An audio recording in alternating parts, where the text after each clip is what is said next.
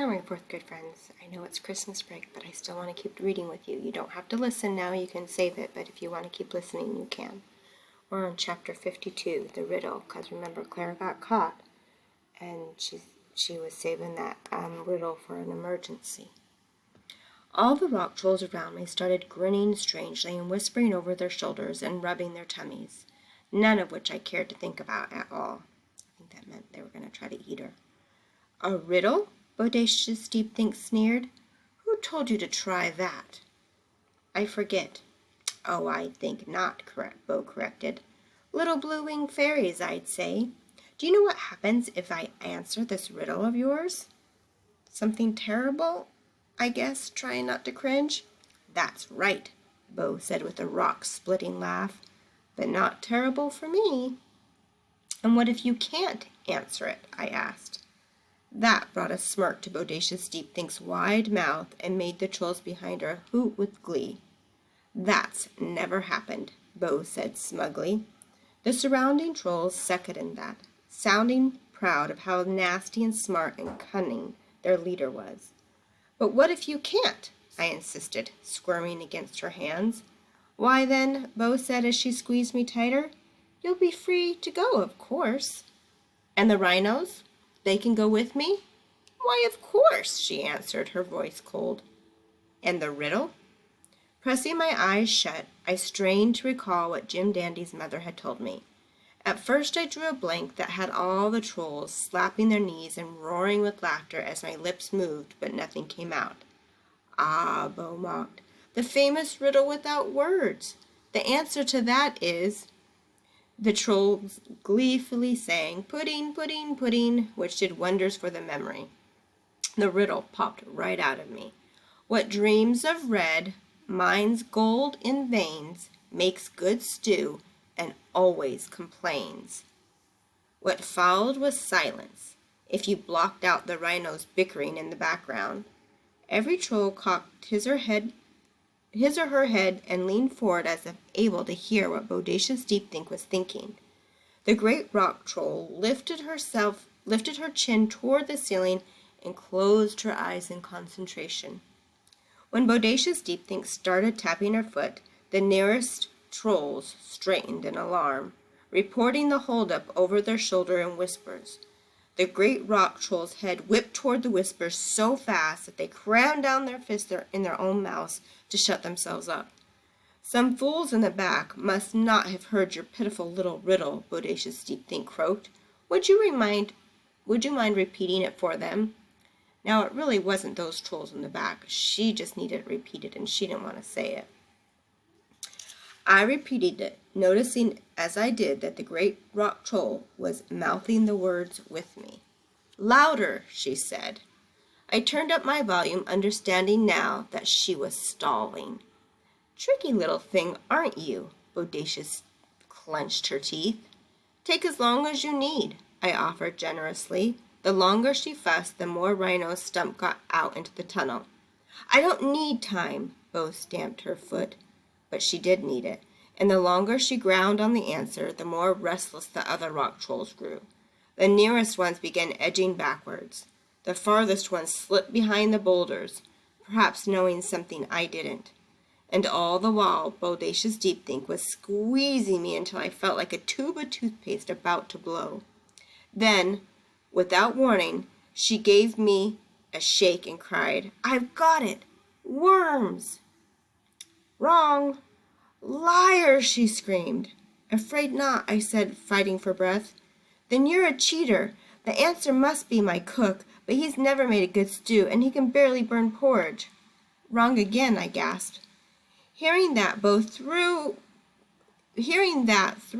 Bo into a blind rage. Groaning, she slapped back both hands over her eyes as if she couldn't bear to look at me, or the world. Of course, to do that, she had to let go of me. Without waiting for her next guess, I sucked down a breath and stumbled off.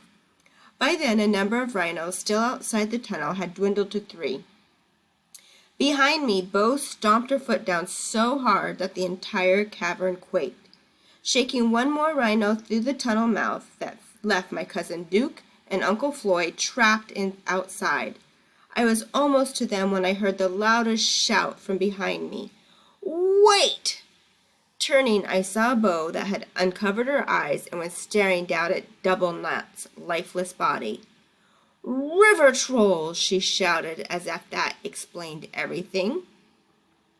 "Yes, yes," the mob of trolls answered, peeking out from behind the boulders. "Think!" Bo shouted, slapping the side of her head as if trying to pull a firing raging between her ears. "Think!" I didn't bother with thinking, but stuck with running, yelling as I went. "Hurry, hurry!"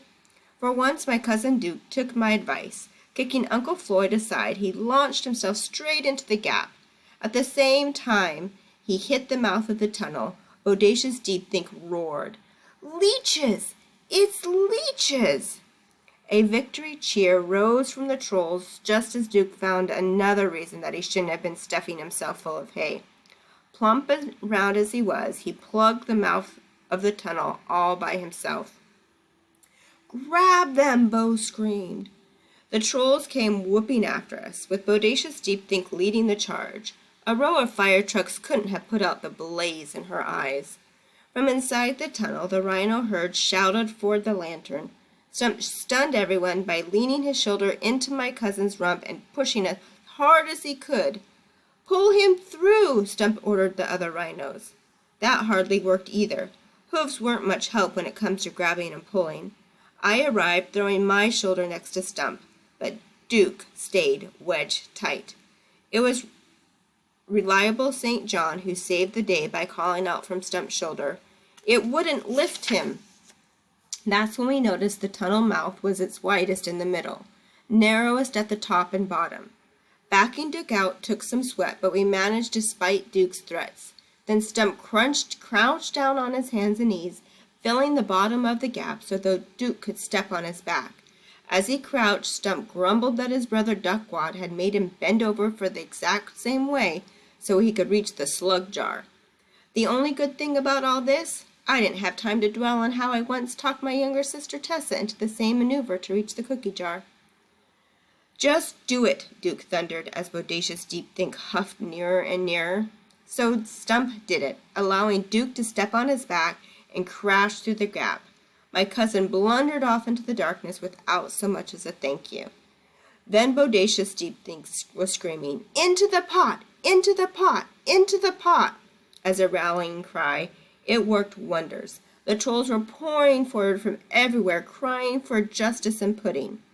Grabbing the lantern, I leaped over Stump and into the tunnel, waving for Uncle Floyd to follow.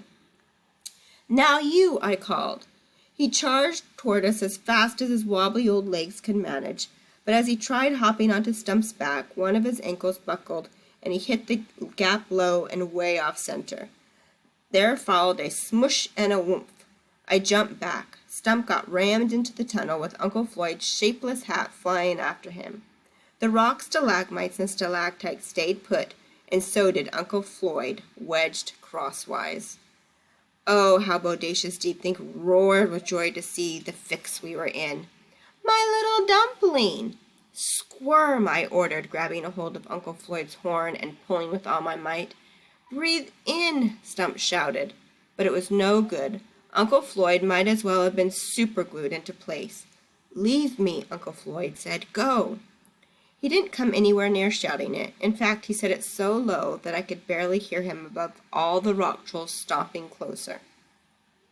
But I guess the important thing was that he meant it. He wanted me and all the others to get away no matter what. He even sounded a little proud that we would get away because of him. It qualified as a genuine, unselfish act of kindness. The pop and flash that followed were loud and bright as a rocket blasting off for Pluto. There was plenty of white smoke, too, which smelled like peaches and cream. When the smoke cleared, Uncle Floyd stood before us, holding his hands up as if he'd never seen such amazing things before, which he hadn't, or at least not for way more than 100 years. "You see, those hands and fingers, not hooves." He turned back into a young man, one dressed in a badly ripped pair of black pants were held up sort of by a twine belt. "It's me," he cried. "It is, I cried. Stop, cried you-know-who. So even though he was 100 years, he turned back into where he had turned into the rhino, so he was still a young man. Chapter 53, Faster, Faster, Faster. There we were, packed in a black tunnel, with a herd of bullies, one lantern, and a crave cricket who couldn't help lying. Grabbing the lantern, Stump passed over to the front of the line as Reliable St. John urged him, "Go slower, go slower." The rhinos lined up behind Stump, whining and gripping all the while. Each of them was convinced that he or she would be carrying the lantern. When Uncle Floyd and I tried following Stump up front, several rhinos blocked our way, snapping, "End of the line!" Uncle Floyd didn't mind, though. He was too tickled with the return of his fingers and toes to care. At one point he said to me, "Wait till Huntington hears about this." I didn't exactly get around to explaining that his brother, my great-great-great-grandfather Huntington Bridgewater, had been dead and buried for about 100 years. Not too far behind us, Bodacious Deepthink was bellowing at her trolls, "Fraidy cats! Cry babies!" The rock trolls weren't too eager to pop through the black hole, where a herd of escaping rhinoceroses had just disappeared. After we rounded a couple of bends, the rock trolls' shouts faded to a rumble. By then the tunnel stretched out in the darkness and behind us. Already seemed too long to me. Cut out of limestone, the walls sparkled as the lanterns passed. But way back at the end of the line, where Uncle Floyd and I bumped along, the sparkles had already faded to a dull yellow-green, the color of split pea soup. The tunnel was damp and smelly as soup, too. Last year's batch, its ceiling rose higher and higher than I could jump. Its sides stretched far enough for 2 rhinos to walk side by side, as if they didn't squabble. Fat chance. At least we couldn't hear any footsteps echoing in the inkiness behind us. Though we didn't get to feel safe for long. An explosion suddenly knocked us down, followed by a dusty wind that blew over us. When the blast echoes quit filling our ears and the wind died off, the ringing of pickaxes breaking rock could be heard. They must have been widening the mouth of the tunnel to accommodate Bodacious Deepthink's swollen body, for the great rock troll was screeching something over and over. Straining, I could just make out one word. "Faster, faster, faster!" Only Reliable St. John, now riding atop the lantern, had something to say. "I think we should wait for her." Taking the hint, Stump started trotting. The rest of us bumbled along behind. When we reached the first fork in the tunnel, we were all held up while Stump asked Reliable St. John which way to go. "To the right," the cave cricket said. Stump swung the lantern toward the right fork, which the smaller of the two. "You sure?" Stump asked. "No," Reliable St. John answered. Satisfied, Stump led us down the left fork, though there was plenty of second-guessing in the line behind him. From then on, every time we reached a fork in the tunnel, Stump asked the same questions, and Reliable St. John lied the same answer. In general, the tunnels headed up, and the air grew ever so faintly fresher, though every once in a while we hit a stretch that dipped downward and the air turned fouler. Twice we passed a small side tunnels down which we could hear stone birds singing far away. At those times everybody moved faster, especially Duke, who had shoved his way up to the front and who claimed over and over that he could hear the rock trolls getting closer. Maybe he could. Bodacious Deepthink and her rock trolls had to have known some shortcuts. At times I thought I could hear voices or footsteps through the walls myself, but maybe not. Underground, in total darkness, sound comes from everywhere and nowhere all at once. Eventually we reached a 3-way fork in the tunnel and came to a total stop, for the extra tunnel meant it took longer to sort through Reliable St. John's lies. When the cricket said we should take the tunnel on the right, there were still 2 tunnels on the left to choose from. "Should we take this one?" Stump pointed out to the nearest of the 2 remaining tunnels. "By all means, Reliable St. John, if you want to get lost." "That must mean it's the way to go," Stump reckoned, "since we don't want to get lost." But before we could get started, a toe-curling squeal erupted from the herd. Rock trolls had sprung out of the tunnel on the right and were dragging the closest rhino away.